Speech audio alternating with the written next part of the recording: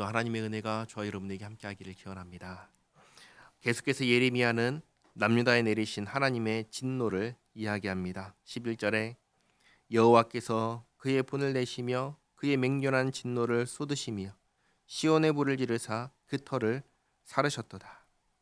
아무리 하나님의 성전이라 할지라도 타락해버리면, 그래서 더 이상 성전으로서의 역할을 하지 않는다면 하나님께서는 전혀 아끼지 아니하시고 떠나시고 버리십니다. 그런데 누가 하나님께서 이렇게 떠나실 줄 몰랐다라고 할 수 있을까요? 기억하시기 바랍니다. 언제나 사람이 먼저 떠나는 것입니다. 하나님께서 먼저 사람을 떠나는 일은 없습니다. 12절에 대적과 원수가 예루살렘 성문으로 들어갈 줄은 세상의 모든 왕들과 천하 모든 백성이 믿지 못하였었도다.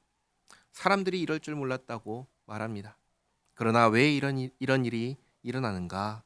13절에 그의 선지자들의 죄들과 제사장들의 죄악들 때문이니 그들이 성읍 안에서 의인들의 피를 흘렸도다.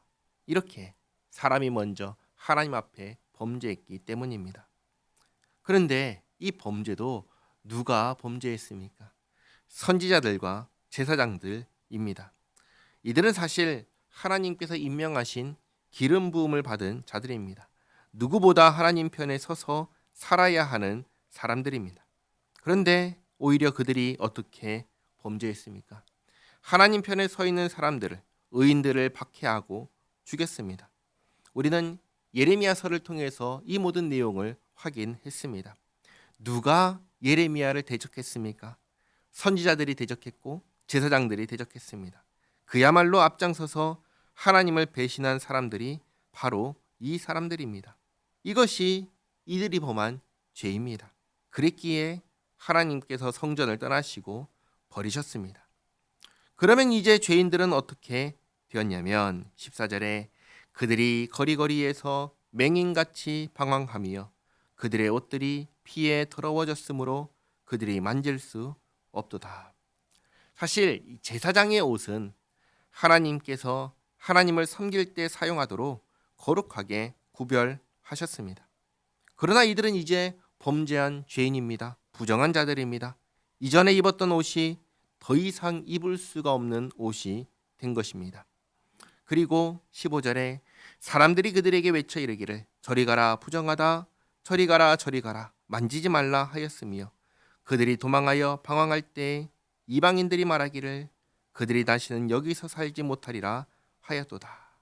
죄는 사람을 부정하게 만듭니다. 죄인은 결코 거룩한 곳에 있을 수가 없습니다. 하나님 나라에 죄인이 있나요? 아니요. 하나님 나라에는 죄인이 없습니다. 하나님 나라에 죄인이 없는 이유는 그 나라는 거룩하고 죄인은 부정하기 때문입니다. 하나님께서 죄인을 향하여 진노하십니다. 그리고 벌하십니다. 그래서 16절에 여호와께서 노하여 그들을 흩으시고 다시는 돌보지 아니하시리니. 그들이 누구죠? 남유다 백성들입니다. 그들도 앞에서 말한 부정한 선지자와 제사장처럼 하나님 편에 서 있는 제사장들과 장로들을 따르지 않았습니다. 그래서 16절 하반절에 그들이 제사장들을 높이지 아니하였으며 장로들을 대접하지 아니하였음이로다. 이러니 하나님께서 진노하실 수밖에 없는 것입니다. 게다가 어려울 때에도 하나님을 찾고 구하지 않습니다. 이방 민족이 나를 도와줄 거라고 착각합니다. 그래서 남유다가 마지막까지 의지한 나라가 어디인 줄 아시나요?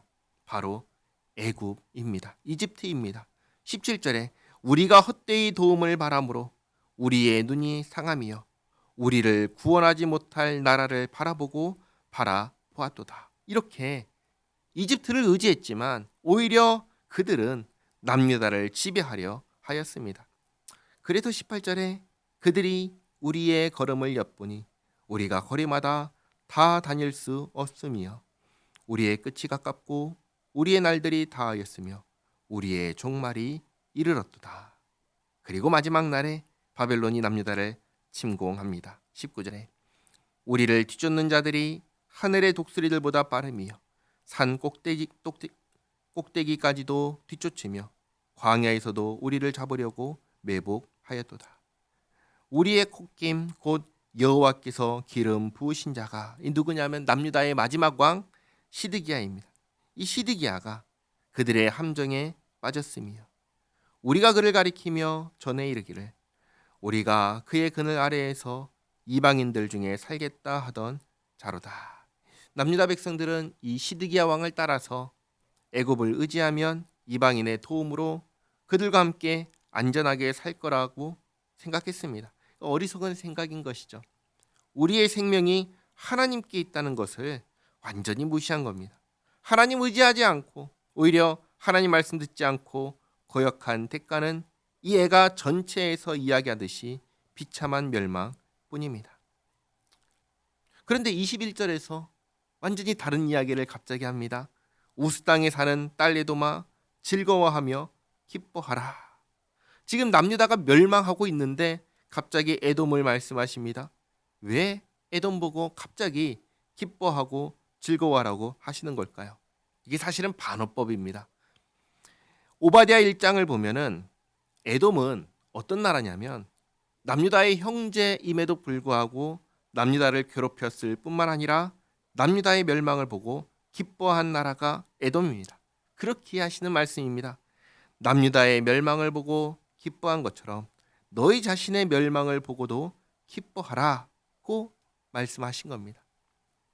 멸망의 잔이 내게도 이를지니 내가 취하여 벌거 벗으리라. 딸 시온아 내 죄악의 형벌이 다하였으니 주께서 다시는 너로 사로잡혀 가지 아니하게 하시리로다.